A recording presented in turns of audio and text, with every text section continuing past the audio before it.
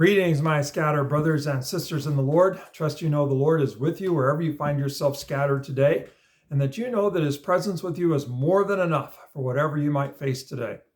Well, I'm still thinking about that story of Elisha and the widow who lost her husband, and they were in debt, and creditors came and they were going to try to force her sons into slavery to work off the debt. And she turns to Elisha and tells him all about it. And Elijah says, "What can I do for you?" But then he flips it, "What do you have in your house?" And the widow says that she doesn't have anything, but then she remembers she has a jar with some oil in it. And Elisha tells her to have her sons go ask all their neighbors for empty jars and to gather them all together, as many as they could, and then to go in their home, and she is to start filling those jars with the oil from the jar of oil that she has.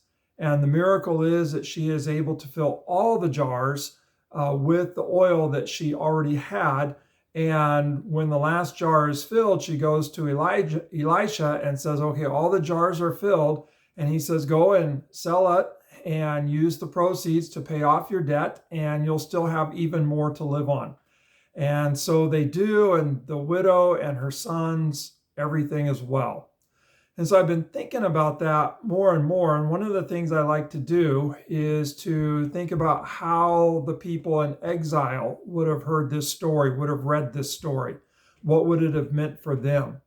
Now, about 587 BC, the Babylonians came and they destroyed Jerusalem. They tore down the temple. They took most of the people captive into exile to Babylon, prisoners of war, and resettled them in the land of Babylon. And there was no longer a king in Jerusalem, no longer a son of David that was ruling. And so I think about all that they lost. You know, they lost their king, the promised king. God had promised David a dynasty. And now, because of their sin, it's almost like that promise was revoked. God, what happened to your promise? And so they no longer have a son of David as king. They no longer have the temple. And God had promised Solomon, the one who built the temple, that I'll watch over that place. My name will be there. But the temple, the meeting place with God, it has been destroyed. There's nothing left of it. And then they were in the promised land, but now they've lost that. And now that land is under Babylonian rule, and they're no longer living in the promised land. They've been taken captive to Babylon. And so I can just imagine how they might identify with the widow having lost her husband, the widow about to lose her sons, the widow feeling like she has absolutely nothing left in her house. And I can just imagine that that's how the exiles would feel in Babylon, that they lost their land, their homes, they lost their king, they lost the temple, just feeling absolutely at a loss, devastated. And I can just imagine them crying out. And it could be that they cried out to God. It could be that God raised up prophets for them. We know that he did in terms of Ezekiel. Jeremiah had prophesied kind of before and after this as well. They had the words of Isaiah. And so they still had kind of some prophetic voices, just like the widow has the voice of Elisha. Elisha asked the widow, "What do you have in your house?"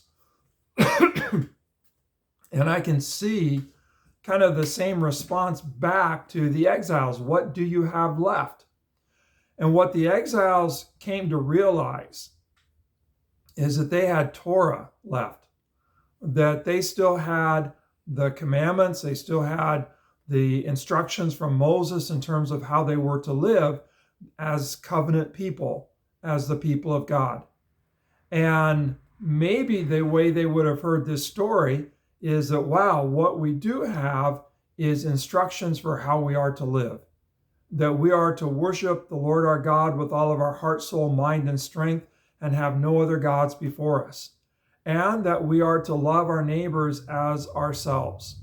And so to begin to realize that if they would fill their lives with the teachings of Moses, if they would fill their lives with God's instructions for how they are to live, they would discover that somehow that was enough, that God would provide for them, that they were able to have a viable life by practicing the teachings of Moses, putting into practice the commands of God.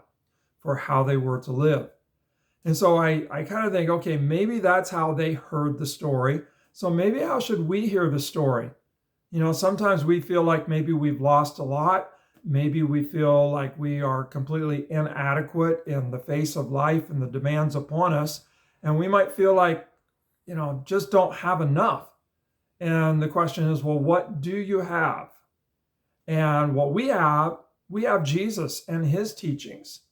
And just as the widow was to fill the jars with the oil, just as the exiles were to fill their lives with the teachings of Moses and putting those into practice, maybe we're to fill our lives with Jesus and with his teachings. And that as we fill our lives with Jesus and as we put his teachings into practice and as our focus is upon him, we discover that Jesus sustains us and brings us through hard times as well as good times, but that Jesus gives us life and, like the widow discovered, more than enough. And so wherever you find yourself scattered today, I think that's kind of the fresh challenge, is to refocus on Jesus and the teachings of Jesus, not just knowing them, but practicing them, doing them. And as we do, we discover that God sustains us and gives us life abundantly. Well, God bless. Have a great day. Keep your eyes, your thoughts on Jesus and do his teachings. Love God, love one another. God bless.